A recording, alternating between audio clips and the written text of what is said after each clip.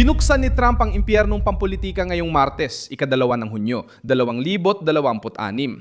Matapos ang pagkamatay ng tropang kaalyado, sumiklab ang balita tungkol sa Iraq at muling nailagay ang gitnang silangan sa sentro ng kampanya ng panggigipit laban sa Washington.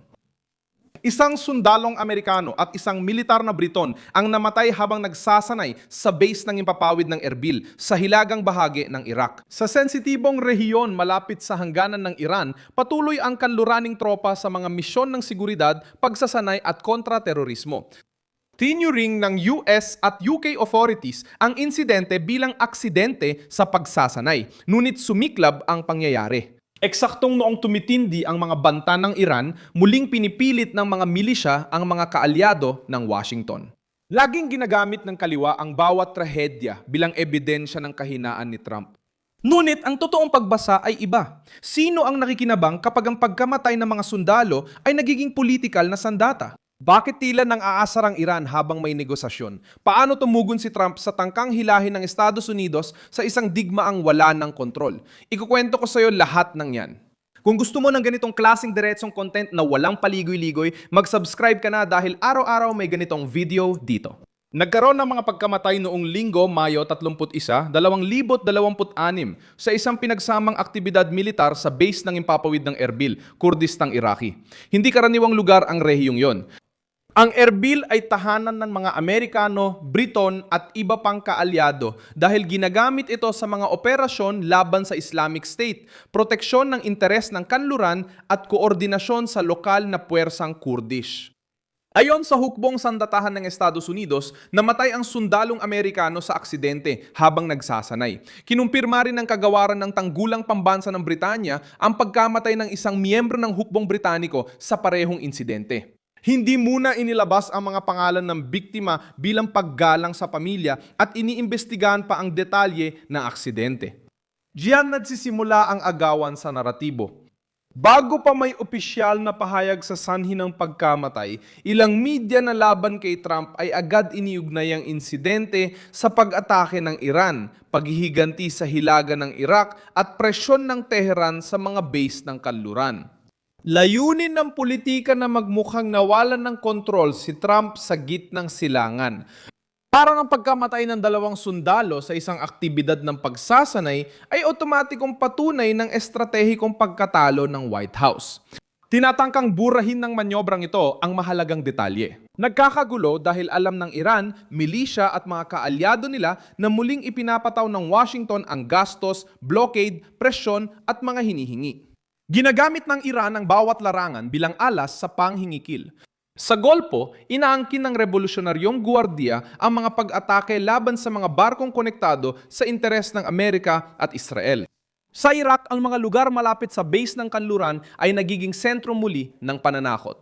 Sa Lebanon, sinusubukan ng Hezbollah na samantalahin ang tigil putukan laban sa Israel. Sa Tehran, banta ng mga awtoridad na itigil ang negosasyon sa Washington kapag umuusad ang Israel laban sa grupong terorista. Kilala na ang ganitong galaw. Maudyok magbanta, umatras ng kaunti, humingi ng konsesyon at pagkatapos ay sisihin ng Estados Unidos sa anumang magiging reaksyon. Si Trump ay pumapasok sa sitwasyong ito na sinusubukang pigilan ng isang dobleng bitag.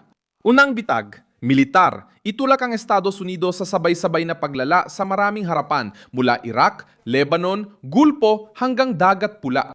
Ang pangalawang bitag ay politikal. Gawing bala laban mismo sa White House ang anumang kaswalti, anumang pagtagas at anumang pagtatangkang tensyon sa pagitan ng mga kaalyado. Ngunit ipinapakita ng mga pangyayari na si Trump ang nasa sentro ng mga usapan dahil alam ng lahat na kung wala ang Washington, walang tunay na preno sa Israel, Hezbollah, Iran at mga armadong grupo nito.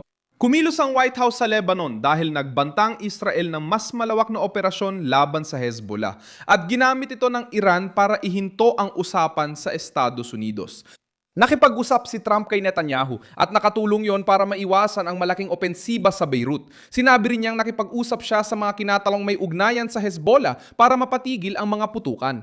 Sa ganitong malaking krisis, ang lakas ay hindi lang pagbubomba.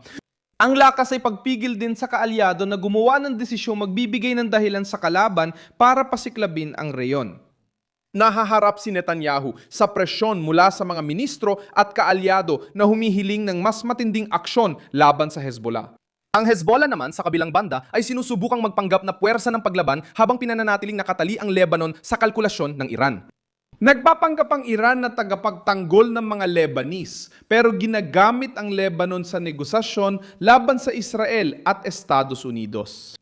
Hinaharap ni Trump ang maruming laban na ito nang hindi pinapayagan ng media na gawing simpleng headline laban sa kanya ang komplikadong sitwasyon.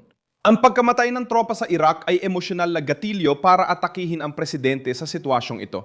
Pero ang tunay na problema ay ang network ng kawalang katatagang pinalalakas ng Tehran sa loob ng ilang dekada. Ang base himpapawid sa Erbil ay naging simbolo ng digmaan ng panggigipit dahil nasa lugar itong hindi madaling iwan ng Washington.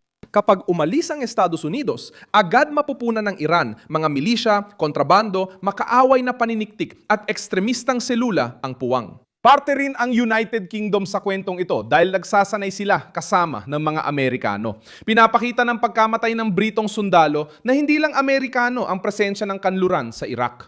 Ngunit may koalisyon na patuloy sumusubok magpanatili ng kontrol sa teritoryo laban sa mga bantang hindi pa nawawala.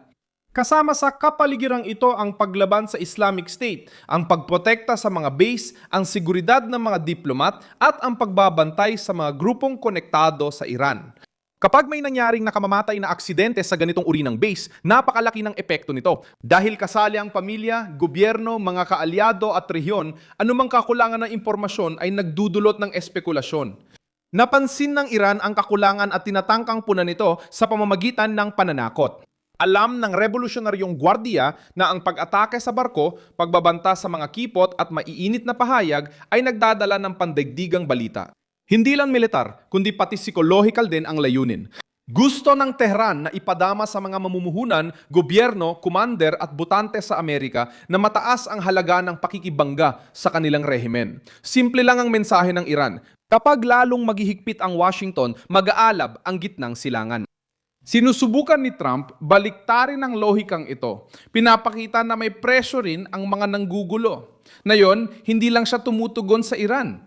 Sinusubukan niyang kontrolin ng mga kaalyado, pigilan ng milisya, panatilihin ang puwang para sa negosasyon at panatilihin ang pressure ng militar na hindi na uuwi sa digmaan na gusto ng mga kalaban niya. Ito ang nagpapaliwanag ng tensyon kay Netanyahu. Alam ni Trump na may karapatan ng Israel na ipagtanggol ang sarili laban sa Hezbollah. Ngunit alam din niyang ang maling opensiba sa Beirut ay maaari magbigay sa Iran ng dahilan para talikuran ang negosasyon, pagganahin ang mga proxy at sisihin ng Washington sa bagong pagsiklab sa riyon. Ang politika ay nangangailangan ng lakas at pamumuno. Ipinapakita rin ng kaso ng Erbil ang isa pang mahalagang punto, isang nakakabahalang usapin. Kahit sinasabi ng mga opisyal ng Amerika at Britanya na aksidente lang ito sa pansasanay, tumataas pa rin ang kaba ng publiko dahil sa tensyon sa riyon. Hindi ito nagbibigay ng pahintulot gawing katotohanan ang hinala. Ngunit tungkulin ng Washington na maging mabilis, malinaw at matatag laban sa panlabas na banta. Dapat linawin ng investigasyon kung ano at paano nangyari ito at kung may pagkukulang sa operasyon, kagamitan, mapangalib na kapaligiran o anumang panghihimasok. Dapat ganito ang tugon ni Trump. Protektahan ng mga pamilya, igiit ang investigasyon, tiyakin ang kaligtasan ng tropa at linawin na may kapalit ang anumang pag-atake sa mga Amerikano. Binubuksan ni Trump ang impyerno kapag tumanggi siyang ibigay ang kontrol sa ganitong panggigipit. Hindi sapat ang ingay. Kailangan ng presyon sa Tehran, dagdag na seguridad sa base, mahigpit na koordinasyon sa London at direktang babala sa mga grupong nasa paligid ng tropang Amerikano. Ako si Milson Alves, global internasyonalista, layunin kong panatilihin kang laging may wastormasyon batay sa katotohanan araw-araw. Nasa video description ang news links. I-like ang video, mag-subscribe sa channel at sa huli, tingnan ang mga komento para mas aktibo ka sa komunidad. Milson Alves, Global.